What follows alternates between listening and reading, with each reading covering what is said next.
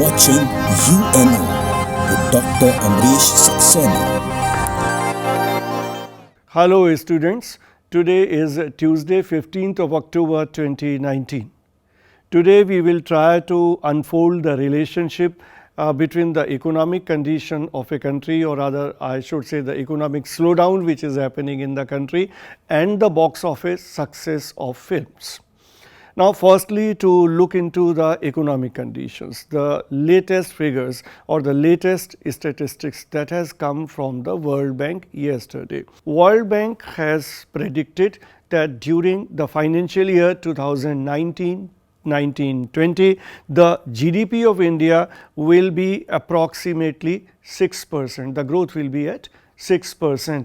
Earlier, the World Bank has given the prediction that the GDP will remain at 7.5. So, it is a drop of 1.5% straight. Moody's has reduced this outlook for India's GDP to 5.8%. The Reserve Bank of India has also reduced this outlook to 6.1%.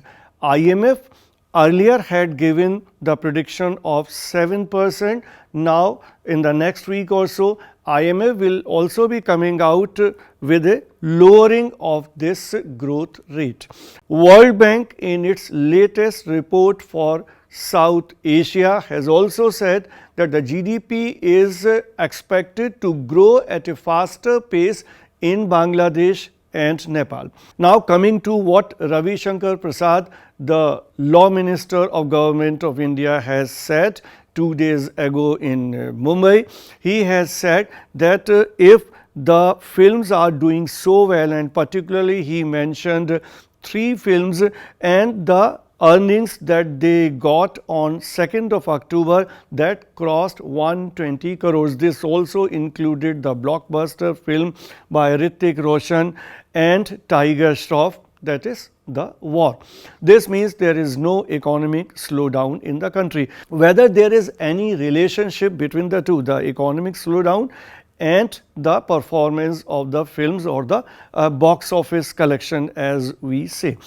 There are 3 viewpoints about this. One says that the success of films cannot be an indicator of the economic growth of the country. Second argument is that if few films are doing good does not mean that the entire film industry is doing good. The third argument is that, and which is more or less an unconventional argument, this says that because of the slowdown, because of the economic slowdown in the country, the films are doing well. And this argument says that if people are worried because of the economic conditions, then they want to look for an escape. So, there is a whole theory of escapist cinema. If the economic slowdown is more, then the films will be more successful. And this is supported by the fact that if we refer to the Great Depression in Europe in 1930s, the films were very successful, and if we can cite the examples of King Kong and Gone with the Winds. And if we look into the recession that is started in the beginning of this century, and particularly after 9/11 in the US, the films like Spider-Man, they did very well. When we say economic slowdown, then obviously people are not going to buy the capital goods, the cars, fridge and other such items, but this does not mean that they will stop watching films. And despite this slowdown, if we look at the elections which are happening in Haryana and Maharashtra and the kind of expenses which are being made, we find that there is actually no slowdown. And then the economic slowdown is also not an issue in the election. Till now, there is no debate on economic condition of the country. The whole election is being fought on 370 or on Pakistan issue, except that the Rahul Gandhi has referred to farmers' distress and the unemployment. Now talking about another story, this is about Imran Khan and the efforts made by him for world peace. Imran Khan would have failed in the case of Kashmir, and wherever he tried to raise the Kashmir issue at the world platform, he was not able to muster much support. But then, at the behest of the United States, he is trying to act as a mediator, as a peacemaker between Saudi Arab and Iran. Now, what is the tussle? What is the dispute between Saudi Arab and Iran?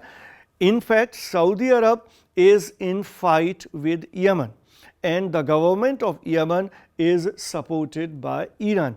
And if you can go back about a month back exactly, there was an attack on the oil installation of Saudi Arab by Yemen. But US interpreted that this attack was actually made by Iran. Now, Saudi Arab retaliated, and on this Friday only there was an attack on the oil installations of Iran.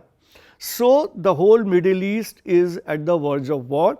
The US is actually worried, Trump is worried, and then he has sought the help of Imran Khan for peace in this area. And on Sunday only, Imran Khan landed in Tehran, and he had a meeting yesterday with the Iranian President Rouhani. Now, today on Tuesday, Imran Khan is going to Saudi Arab to meet the representatives of Saudi government and the king there, and to discuss as to how peace could be restored in this whole Middle East, particularly Saudi Arab and Iran. And mind it, you should look at the whole dispute from this angle also, that US has already put sanctions on Iran, and Imran Khan is also trying to mediate peace between the US and Afghanistan. Afghanistan means the Taliban forces of Afghanistan. And if we go back to the first week of September, that was the time that US was about to negotiate peace with Taliban, because US wanted to withdraw its forces from Afghanistan.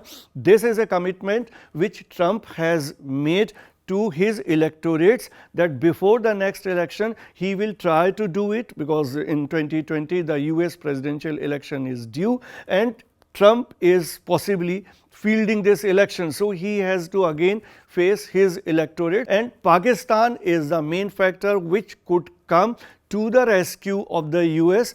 In the first week of this month, a 12-member delegation of Taliban was there in Islamabad. Only 2 days back, there was a meeting of Talibani leaders with the representative of the US. So, obviously, if these developments are an indicator, there will be a possible peace between the US and Taliban, which could result in the swapping of the prisoners, the stopping of the violence, and the withdrawal of the US forces. And if this happens, this will go in raising the stature of Imran Khan, and obviously any such development will be to the disadvantage of India. Now, let us see what is going to happen in the coming weeks as far as the peace in Iran and Afghanistan is concerned, and how Imran Khan will emerge on the world scene as a peacemaker. That is all in this edition.